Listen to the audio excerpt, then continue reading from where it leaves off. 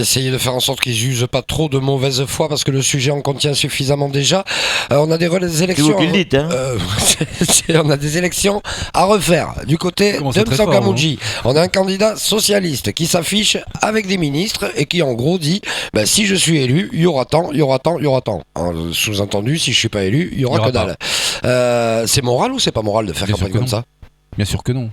Ça s'appelle la politique. Oui, voilà, peut-être que je vis au pays des bisounours et que j'espère qu'un jour la politique va répondre à l'intérêt général et va correspondre à une certaine vision morale de notre société. Eh bien non, parce que quand un candidat, pas un élu, il veut être élu justement, prétend que si jamais il est élu, il y aura des ministres qui viendront avec des valises pleines de cadeaux.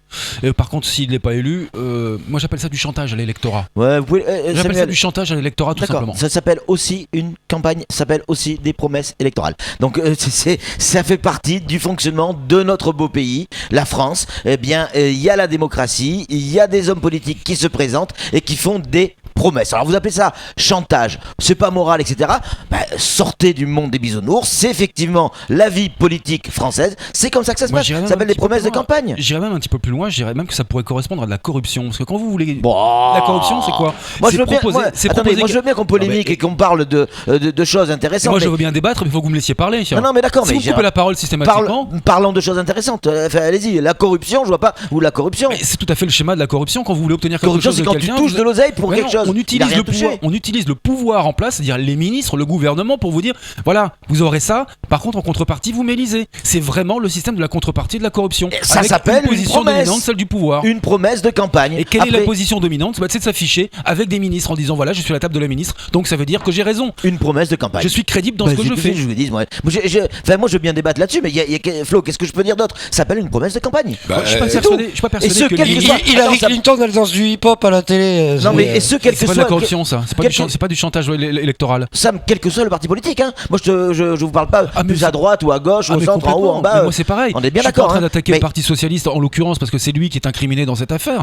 Je dis juste que la méthode n'est pas la bonne. C'est pas la bonne. Encore une fois, on est toujours en train de se plaindre sur l'achat des voix, de ces billets qui circulent. Qui achète des voix. Mais si, c'est de l'achat. Il y a un gars qui se présente et qui dit si je suis élu, je vais faire mon boulot d'élu, je vais vous amener dans la ville des moyens financiers pour développer ça et ça. Non, mais qu'est-ce que c'est pas le discours. C'est pas le discours qu'il tient. Il dit attention.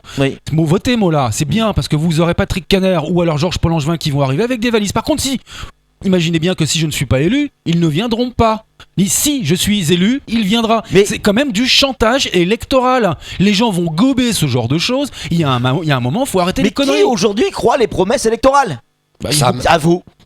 Vous Non mais à part vous, plaisanterie à part vous. Mais bien sûr, je crois en la démocratie. Je crois en la démocratie et j'espère quand même que les gens tiennent leurs promesses et leurs engagements. Ils ont le droit de dire ça. Il n'y a pas escroquerie. Pour moi, il y a une escroquerie. Mais non, il n'y a pas d'escroquerie. C'est même à la limite. Ça relève limite du pénal. Ça limite limite du pénal. Et fusil à balle rouillée aussi pour qu'ils attrapent le tétanos. Et je serais pas étonné que le procureur de la République regarde un tout petit peu quand même et que certains ministres lèvent le petit doigt et disent tu vas te calmer, toi pépère, t'arrêtes de nous impliquer. On est en politique, il y a des grosses élections qui arrivent. Il y a des promesses de campagne qui sont faites. Après, s'il y en a qui veulent les croire, ils les croient. S'il y en a qui veulent pas les croire, ils les croient pas. Arrêtez avec votre mauvaise foi. Arrêtez, parce que vous êtes le premier pendant les élections. À chaque fois, vous êtes le premier à dénoncer. Comment dire ces manières coercitives, ces manières qui sont vraiment. Non, moi je dénonce quand il y a de la corruption de la vraie, c'est-à-dire qu'on donne des enveloppes, qu'on achète des voix, etc. Ça, on le dénonce. Mais là, on est dans un discours politique où le gars. Un ticket de crédibilité. On s'affiche avec des ministres en disant regardez, c'est mon pote. S'il n'est pas crédible, il sera pas élu par la population. S'il est crédible, il sera élu par la population. Il achète sa crédibilité. Et Chirac avait la culotte de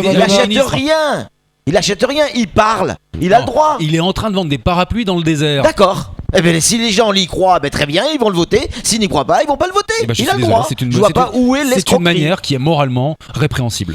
En tout cas, si on vous croisez un mec dans le désert avec un parapluie, vous pouvez dire bonjour Samuel dans toutes les langues du monde, que ce soit en Mauritanie ou au Sahara occidental.